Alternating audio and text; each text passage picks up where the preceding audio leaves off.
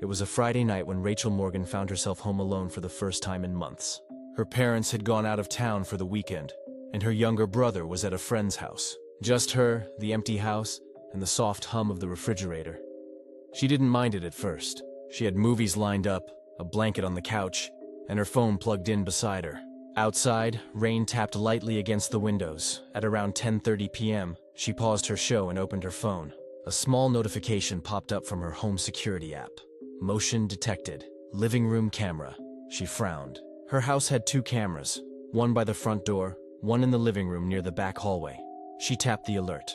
The video feed opened, and for a second she thought it was just the TV reflection or the cat. But then she realized the cat was upstairs.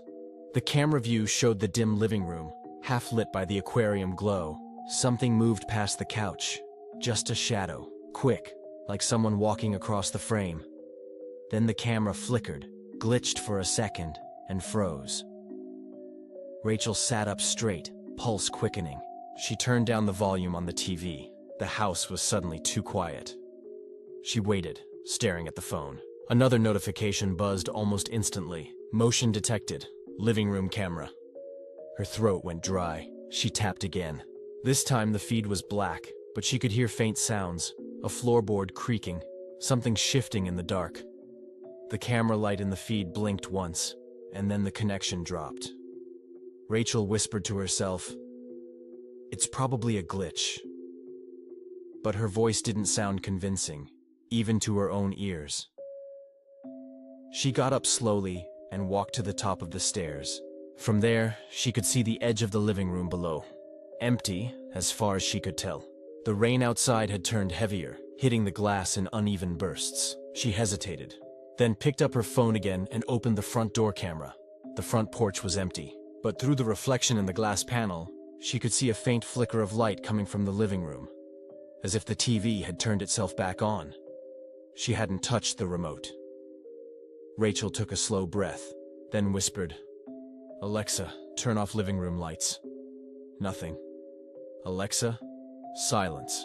The system was offline. She looked down at her phone. No Wi-Fi connection. That was when she heard it. A low creak from downstairs. Not the refrigerator, not the pipes. A sound of weight shifting on an old wooden floorboard. She froze. Then, quietly, another sound. Tap, tap, tap, like fingertips brushing against the banister near the bottom of the stairs. She turned the phone's flashlight on and aimed it toward the dark. The beam caught nothing but the edge of the wall and the family photos. But her pulse was pounding now, loud in her ears. She moved back into her room and locked the door. The next few minutes dragged. She sat on the floor beside the bed, knees pulled close, the phone clutched in both hands. And then, another notification. She almost dropped the phone. Motion detected. Upstairs hallway. She didn't even have a camera there. Her breath hitched. The sound came next. Soft, deliberate footsteps in the hallway just outside her room. Slow. Measured. Pausing right before her door. Her phone buzzed again. The security app flashed red. Camera disconnected. Then, silence. Rachel reached for the emergency call button. Her hands were trembling so hard she nearly dropped the phone again. She pressed 911, but before she could hit call, something slid quietly against her door, a shadow under the frame, and then a knock. 3 soft knocks. Tap, tap, tap. She didn't make a sound. She just stared, waiting, barely breathing. The shadow under the door shifted once more, and then disappeared. A few minutes later, flashing red and blue lights filled her window. She hadn't even realized she'd hit send on her emergency text. The police found no one inside. The back door was unlocked, though Rachel swore she'd locked it. The living room camera was on the floor, facing the wall. When they reviewed the footage later, there was only one clear frame before the feed cut out. A blurred image of someone standing at the bottom of the stairs, facing up, looking straight at the camera. The police stayed for about 20 minutes that night. They searched every room, checked the basement, the garage, even the attic. Nothing. Rachel stood near the kitchen counter, still wrapped in a blanket. Her hands wouldn't stop shaking. One of the officers, an older man with tired eyes, gave her a sympathetic nod. "Everything's clear, ma'am. You did the right thing calling us." She tried to smile, but someone was here. I heard them, he sighed softly. Could be the house settling, or the storm outside. That wind carries sound weird. Rachel wanted to believe that. She really did. When they left, she locked every door twice, turned on all the downstairs lights, and went back to her room. But sleep never came. At 7 a.m., the rain had stopped. Pale light filtered through her blinds. Rachel sat on her bed, staring at the phone still clutched in her hand. The security app was back online. Her Wi-Fi had reconnected around 4:17 a.m. According to the system log, she hesitated, then opened the recordings section. There were 4 clips from last night, each labeled motion detected. Living room. The first 2 were just flickers of light, like she remembered. The third was the one that froze, but the fourth had a thumbnail. She tapped it. For a few seconds, the video was just static. Then it cleared. The living room was dark, except for the aquarium glow. The camera had fallen sideways, facing the floor. Boots, muddy boots, stepped into view. A man's voice, low and hoarse, said something she couldn't quite make out. Then the boots turned, and she could see, just for a moment, a pair of hands setting something down on the couch. A black bag. Then the video cut out. Rachel's stomach twisted. She replayed it again and again, pausing at the frame where the man's hands appeared. There was something strange about them. Dark smudges, maybe grease, maybe blood. Her fingers hovered over the screen, trembling. Then she noticed something else. A faint reflection in the aquarium glass. Not the man, something behind him. Someone else. A smaller figure, hunched, barely visible, standing by the stairway. Rachel froze. There had been 2 people in the house. She called the police again. They came back an hour later. One of the officers reviewed the footage, then exchanged a look with his partner. "We'll take a copy of this," he said. Rachel asked, "Do you know who it is?" He hesitated. "Not yet, but..." "The bag he left, you said it's still here?" Her blood ran cold. "The what?" She turned toward the living room, and there it was, sitting exactly where it had been on the video. A plain black duffel bag. She hadn't even noticed it when she came downstairs earlier. The officer unzipped it carefully. Inside were tools, a flashlight, rope, a crowbar, and a small, cheap camera, identical to the one she used for her security system. They told her later that the back door lock had been forced open, then jammed to look intact. The intruders had cut her Wi-Fi before coming inside. The police believed they'd hidden when they heard the sirens, maybe escaped through the old drainage system behind the house. Rachel didn't sleep in that house again. Her family moved within the month, but sometimes, late at night, she'd still check her phone before bed, just to make sure there were no new notifications. And every so often, when she scrolled back through her old camera footage, one of the clips would glitch, showing a single frozen frame of the living room, and a faint shape standing halfway up the stairs, just where the camera had been facing. No timestamp, no motion alert, just there, waiting. The house was quiet, the kind of quiet that hums in your ears. Ethan Cole, 19, was home alone for the weekend. His parents had gone to visit family 2 states away, leaving him with a stocked fridge, the Netflix password, and the comforting illusion that nothing bad ever happens in small towns. By midnight, he was half asleep on the couch, a horror movie playing more for noise than for attention. Outside, the night was windless, still, the kind where even the trees don't move. He woke at 3:07 a.m., not because of the movie, because someone, had tapped on his bedroom window. Tap, pause, tap, tap, slow, deliberate. Ethan held his breath, staring into the dark ceiling. He'd left the curtains drawn, but could see the faint orange glow of the porch light bleeding through. Maybe it was a branch, or the old fence, or... Tap, the sound came again, closer this time. He sat up, heart pounding now. The house was dead silent. The hum of the refrigerator in the next room sounded like thunder. He picked up his phone, 3:09 a.m., and opened the camera. He didn't want to go near the window, but curiosity got there first. He leaned slightly forward, angled the phone, and took a quick photo through the curtain gap. Nothing. Just darkness. He exhaled, half laughing at himself. Jesus, Ethan, get a grip. He put the phone down, rolled back, and pulled the blanket over his head. Then he heard it. From the other side of the room this time. Not a tap. A soft scrape, like a fingertip dragging along the glass. Ethan froze again. His bedroom had 2 windows, one by the bed, one near the corner facing the yard. Whatever was outside had moved. He sat up again, grabbed his phone, and turned on the flashlight. The beam cut through the dark. Empty room, pale walls, framed poster, nothing unusual. He walked to the first window. The glass reflected only his own face. Pale, tired, wide-eyed. He pulled the curtain aside a little more. The yard beyond was still, bathed in faint moonlight. The neighbor's fence stood 50 feet away. The swing set was motionless. He was about to close the curtain when his light caught something at the edge of the grass. A footprint. Bare. Clear as day, and wet. Ethan's chest tightened. He checked the lock on the window. It was shut tight. He stepped back, listening, waiting for another sound. For a while, nothing. Then, from the kitchen downstairs, creak. He nearly dropped the phone. Someone was inside. He reached for the baseball bat leaning near his desk. The same one his dad kept, just in case. Gripping it so hard his knuckles ached. He pressed his ear to the door. Silence. He swallowed. His heart pounded so hard it hurt. He opened the door just enough to see the hallway. Empty. He tiptoed toward the stairs, the bat trembling in his hand. Halfway down, a faint clink echoed from below, like a glass being set on the counter. He froze mid-step. The living room was visible from there. Sofa, TV, shadows stretching across the floor. And then, for a second, the TV screen flickered. He hadn't left it on. The faint blue light from the screen illuminated something by the window. A shape. Tall. Still. Ethan's breath caught. He stepped back, his heel pressing against the stair. It creaked. The shape turned, and in the flicker of the TV light he saw it. A face, pale and expressionless, staring straight at him through the glass.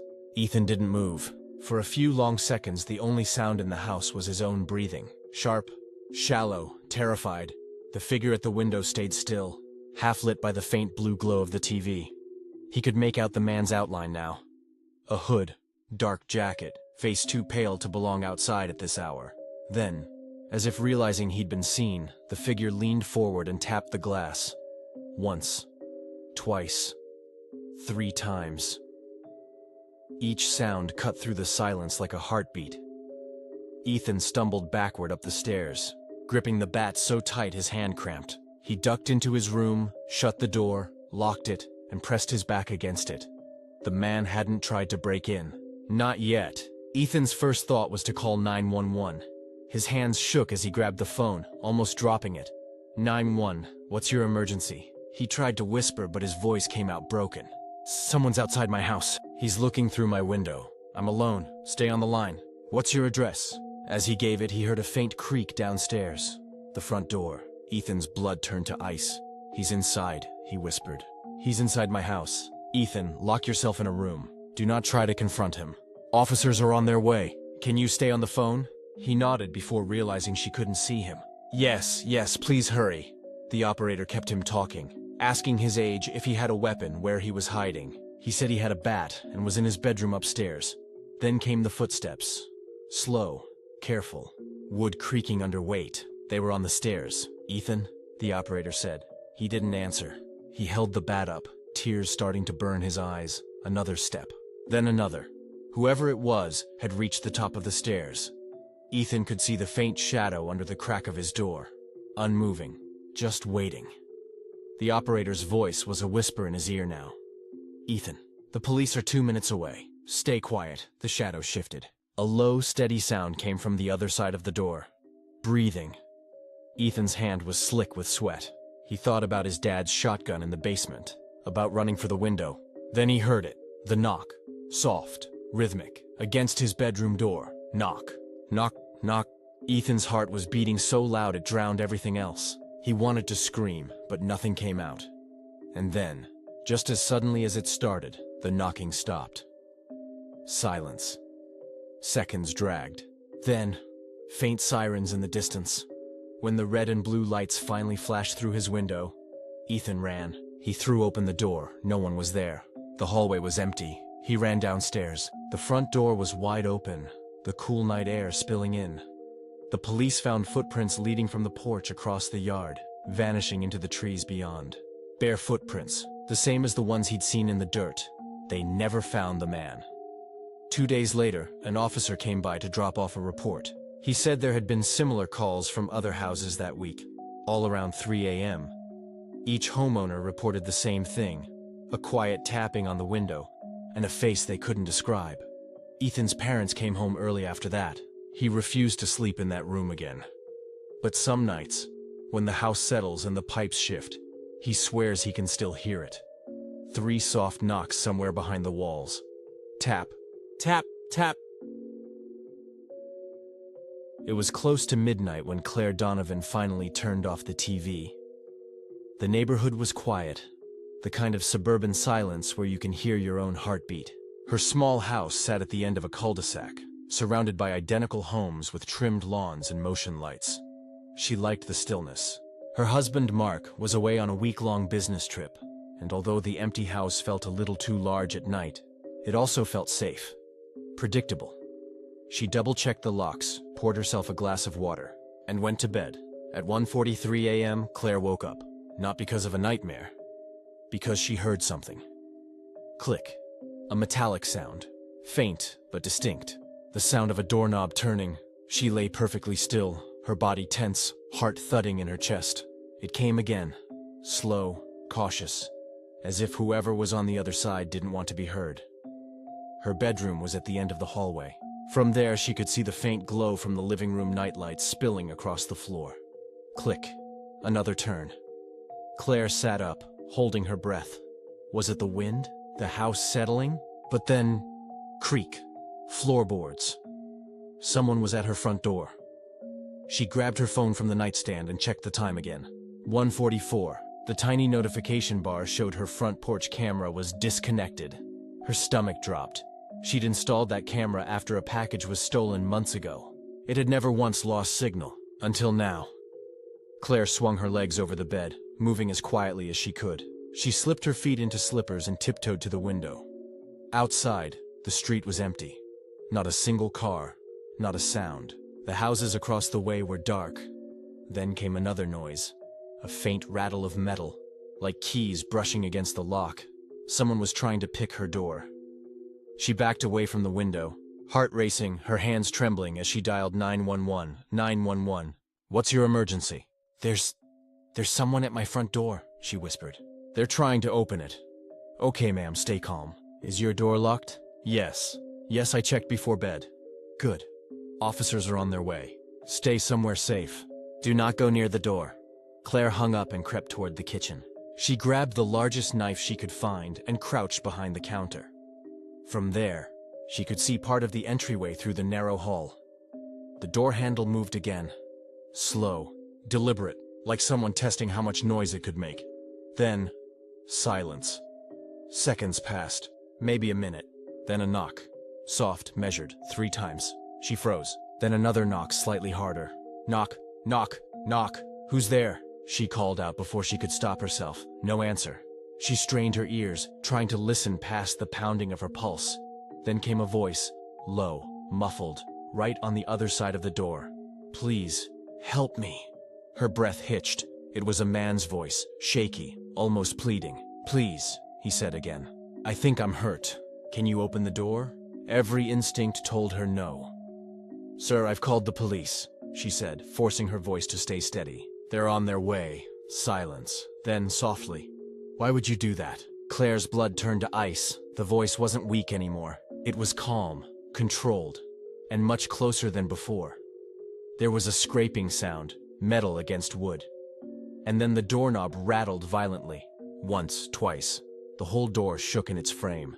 She backed into the kitchen, clutching the knife. Her hands were slick with sweat. Then everything went quiet again. For a full minute, she didn't move. Then faintly, through the kitchen window, she heard footsteps, slow ones, circling around the side of the house. Her heart pounded in her throat. The back door. She turned and sprinted down the hall, slamming the deadbolt just as the handle started to move from the other side. Whoever it was, they were trying every entrance. The porch light flickered once, then went dark, And that was when she realized the power hadn't gone out. Her breaker had been flipped. The sound of footsteps moved slowly along the side of the house, crunching against the wet gravel. Claire's lungs felt like they were full of fire. She could barely breathe. She crouched by the back door, clutching the knife tight. The handle jiggled again, harder this time, like whoever was out there was getting impatient. She whispered to herself, "Please, just come faster." The dispatcher's voice was still on the line, faint through her phone speaker. "Ma'am, stay where you are. Units are 3 minutes out." 3 minutes. She stared at the back door, the frosted glass panel vibrating slightly with each tug of the handle. Then the sound stopped. Silence. A long, unbearable silence. Claire waited, frozen in place. Nothing moved. No sound. Then, from the opposite end of the house, a creak. The front porch again. He was moving back. She ran toward the living room, knife still in hand. The porch light was still off, but the faint orange glow from the neighbor's street lamp gave just enough illumination to see the outline of a shadow through the front door window. Tall, unmoving, he was just standing there. And then, the whisper. Right through the door this time. "You shouldn't have called them." Her blood ran cold. The man's voice was low now. Calm, almost conversational. As if they'd been speaking for a while. She didn't answer. She just backed away, trembling. Her phone still in her hand. "I just wanted to come." "Inside," he said. Pause. "I just wanted to see how far." "You'd let me go." The words hit her, like a physical blow. The sirens grew faintly, louder in the distance, a rising wail. For the first time that night, Claire felt a flicker of hope. But the moment she heard them, the man laughed. A small, quiet laugh, more like an exhale through his teeth. Then came the sound of quick footsteps retreating from the porch. She ran to the window, just in time to see a dark figure disappearing into the trees beyond her backyard fence. The police arrived 2 minutes later. They checked every inch of the property. The yard, the shed, the woods behind the house. Nothing. One of the officers found faint footprints near the side gate. Large, boot-sized, fresh in the damp soil. But they led nowhere. The front door's frame had deep scratches around the lock, like someone had worked it with a tool for several minutes. The porch camera cable had been cut cleanly. Whoever he was, he'd come prepared. The next morning, Claire sat at the kitchen table, still in the same clothes as the night before. Her hands shook as she scrolled through her phone, replaying what had happened over and over in her head. A soft knock at the door made her flinch so hard she dropped her coffee. It was her neighbor, Mrs. Grant, a woman in her 60s who lived 2 houses down. She looked pale. "Claire," she said softly, "I didn't want to scare you, but did you notice anything strange last night?" Claire swallowed. "Someone tried to break in." Mrs. Grant's lips trembled. "I thought so. I saw someone standing near your house around 2 in the morning. He was just standing there, not moving." Claire's stomach turned. "Did you call the police?" Mrs. Grant shook her head. "I thought it was a delivery man, but then he looked up at me, right at my window, and just smiled." That night, Claire didn't sleep. Every creak of the house made her flinch. The police promised to increase patrols in the area. But 2 nights later, she got another notification from her phone. The porch camera had reconnected automatically. She hesitated, then opened the app. The last recorded clip was from 1:41 a.m., the night of the break-in. At first, the footage showed nothing, just the porch, faintly lit. Then, from the bottom of the frame, a hand appeared. It reached toward the camera, then paused, and the lens caught a reflection, a face, smiling. Then the feed went black. 3 weeks later, she sold the house. The new owners replaced the doors, the locks, and the cameras. But every so often, when she checks her new security feed late at night, she swears she sees it. A flicker of motion near the door. A shadow too tall to be her own, and sometimes, a soft rattle from the handle, as if someone on the other side is still testing it, waiting for the moment she forgets to lock it.